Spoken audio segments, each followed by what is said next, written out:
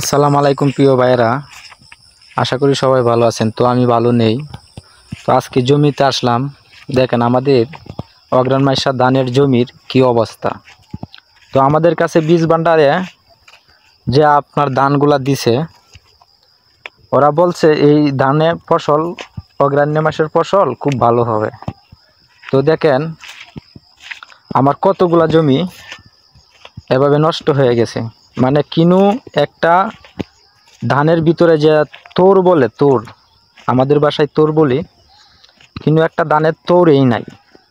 এখন এই ধানগুলা যে বীজ ভান্ডার আমাদেরকে দিল, এখন এই যে পুরা জমি দেখেন আমাদের, এই যে দেখেন আমার সাথের যে জমিটা, এটাতে কিন্তু ধান হয়েছে, কিন্তু আমার এখানে হয় নাই। এটা পুরাটা বলতে পারেন বীজ ভান্ডারে আমাদের কাছে দুর্নীতি করছে। তো আমি বলবো এভাবে মানুষের ক্ষতি করা ভালো না। আপনারা কয় টাকার ধান বিক্রি করছেন? দেখেন জমি কিন্তু অল্প না, অনেক। ওই যে দেখেন একদম ওই মাথায় পর্যন্ত, আবার দেখেন ওই যে এই মাথা পর্যন্ত, এই পুরাটা জমি মনে করেন এটার ভিতরে কিন্তু ধানই নাই। ধান বলতে কি আমি আপনারা দেখাই, এই যে দেখেন শুধু পাতা, এখানে কিছুই হয় না। ওই যে দেখেন এখন এই ধানগুলা এই যে বীজ ভান্ডার আমার কাছে বিক্রি করলো, আমার হয়তো বেশি টাকার বীজ এখানে না, মাত্র 2000 টাকার বীজ, কিন্তু এই ক্ষেত করতে গিয়ে আমার প্রায় 15-16 হাজার টাকা খরচা। তো এই যে আমি মনে করেন বীজ ভান্ডারের কাজটা আপনারা বলেন ঠিক করলো।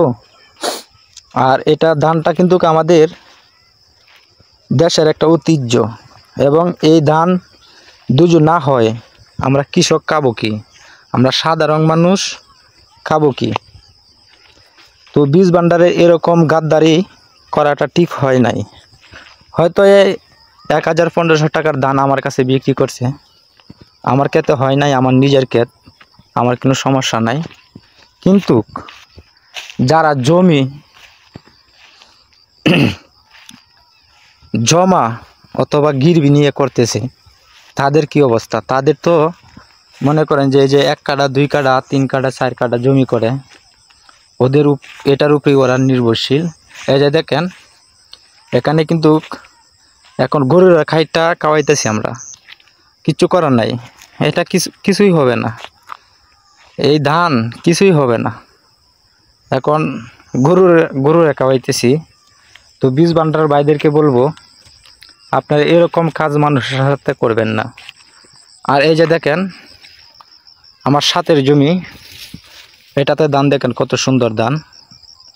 আর এই যে এই জমিটা দেখেন একই আইল, এই জমিটার কি অবস্থা আর এই জমিটার কি অবস্থা। পাশাপাশি ওই যে টানের জমিটা দেখেন, আবার ওই ক্ষেতের সাথে আরেকটা জমি দেখেন, ওইটাও একই অবস্থা, বের হয় নাই। তো আপনারা ভিডিওটি ধৈর্য ধরে দেখেন। আরও আমার একটি ক্ষেত আছে, ওইটা আমি দেখাই নিয়ে আসি আপনাদেরকে। তো সবাই সাথে থাকার জন্য ধন্যবাদ। আমার আরেকটি ক্ষেতে আমি আইসা পড়ছি অলরেডি। এই যে এগুলো দেখতেছেন, এগুলো কিন্তু আমরা যে বৈশাখ মাসের হালি জ্বালা, আমরা জ্বালা বলি, জ্বালা, এটা বৈশাখ মাসে লাগানোর জন্য এই বীজ আমরা রোপণ করছি এই জায়গায়। তো ওই যে দেখেন আরেকটি ক্ষেত, ওই যে এই দুজি হয় অবস্থা দেখেন, এখানেও জমি অনেকটা। ওইটা এই ধান উগরায়া মানে জ্বালা ফালানো হয়েছে। তো এভাবে বীজ ভান্ডাররা বেমানি করে। দেখেন এটা কি হয়, শুধু আমার সাথে না, এটা আমাদের অনেক কৃষকের ভাইয়ের সাথেই হয়েছে। ওই যে দেখেন দূরে আরেকটা জমি দেখা যাইতেছে, এগুলো সব একটাও মানে ধান হয় নাই, শুধু জ্বালার মতন মানে একটা মোটা হয়েছে আর কি। এটাতে কিছুই নাই, এটা ধান হবে না। তো দেখেন এই যে আবার আমার কাছ থেকে একটু ঝালা ছায়া নিয়ে লাগাইছিল আরেক ভাই, এই যে দেখেন ওইটা কিন্তু ধান আছে। ওই যে দেখেন আবার ওইটাতে নাই, এই যে দেখেন ওইটা সেম জ্বালা। হ্যাঁ, দেখেন তো বীজ ভান্ডাররা এই যে আমাদের ক্ষতি করলো, আপনারা সবাই এই ভিডিওটি একটু শেয়ার কমেন্ট করে দিবেন যাতে এই বীজ ভান্ডারের কাছে এই ভিডিওটি পৌঁছায়। এটা শুধু আমাদের লুসকান নয়, এটা দেশের একটা ঐতিহ্য এবং আমাদের লিজিকের উপরে হাত। সবাই ভিডিওটি দয়া করে একটু শেয়ার করে দিবেন।